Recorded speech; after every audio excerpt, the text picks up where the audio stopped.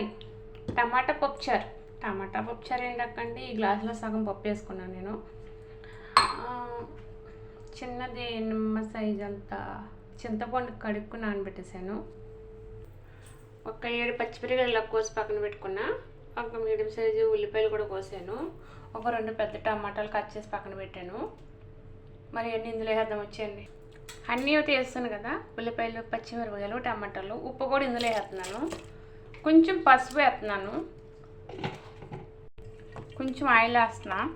మూత పెట్టేద్దాం. మూత పెట్టేసి 5 అంటే నాది ఇండియా పప్పు, అంటే ఇండియాలో లేవు అక్క. ఇండియా పప్పు అంటే నేను ఇండియాలో లేను. అందుకు మినిమం 4-5 విజిల్ రావాలి. బాగా మెత్తగుడిపోద్ది. బాగా మెత్తగుడిపోతేనే కదా పప్పు టేస్ట్ వచ్చేది. వేద్దాం, పెట్టేద్దాం. నేను గ్యాస్ మీద పెట్టేసాను.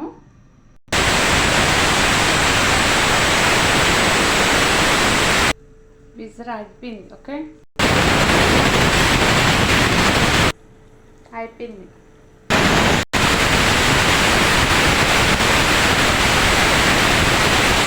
మూడు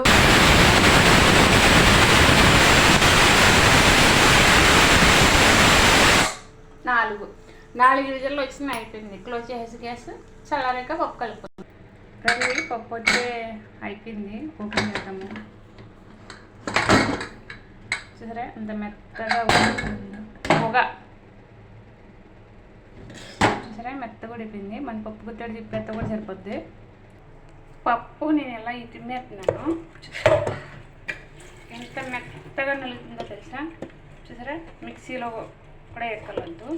ఇలా మెత్తగా నలిగిన పప్పులో ఇందాక చింతపండు పులుసు నానబెట్టాను కదా, అది పిండుకుని పక్కన పెట్టుకుని ఇలాగా చెత్తగా పడకుండా.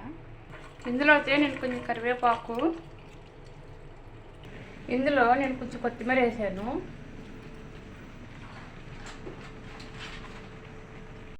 నేను కొంచెం కారం కూడా వేస్తున్నాను.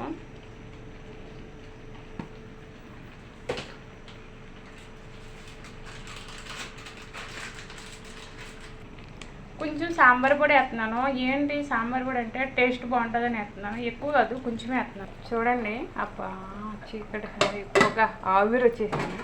పప్పు చేసేసరి ఎంత బాగా మరిగిపోతుందో. భలే ఉంది అది. నిజంగా చాలా బాగుంటుంది, ట్రై చేయండి. నేను చిన్న బెల్లం ముక్క వేస్తున్నాను, ఎందుకంటే టేస్ట్ బాగా వస్తుంది. పప్పుచారు తాలింపుకి నేను కళాయి పెట్టేసాను.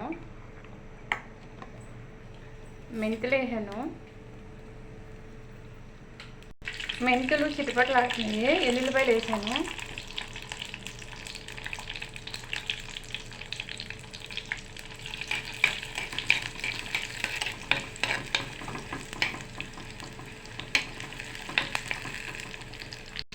ఆవాలు, జీలకర్ర. ఒక చేత్తో ఫోన్ పెట్టుకుని ఒక సేరు వంట చేయాలంటే గ్యాస్ కాడ చాలా భయము, చాలా ప్రమాదం కూడా. దానికంటూ ఒకటి ఉండాలి స్టాండ్.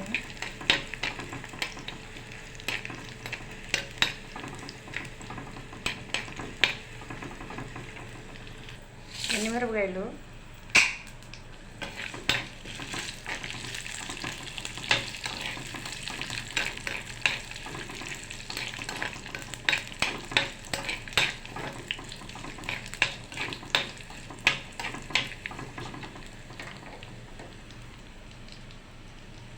కరివేపాకు,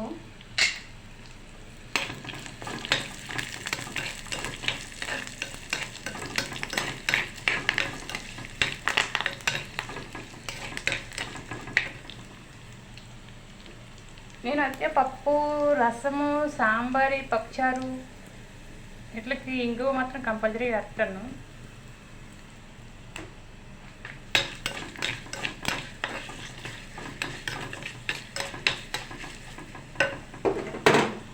నేను వచ్చి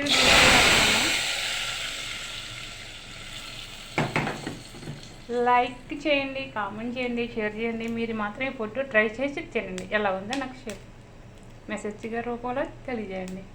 తప్పకుండా లైక్ మాత్రం చేయండి, షేర్ మాత్రం మర్చిపోవద్దు, గంట చీమలు కొట్టండి. మీ సపోర్ట్ నాకు ఎప్పుడు కావాలి. Okay, bye.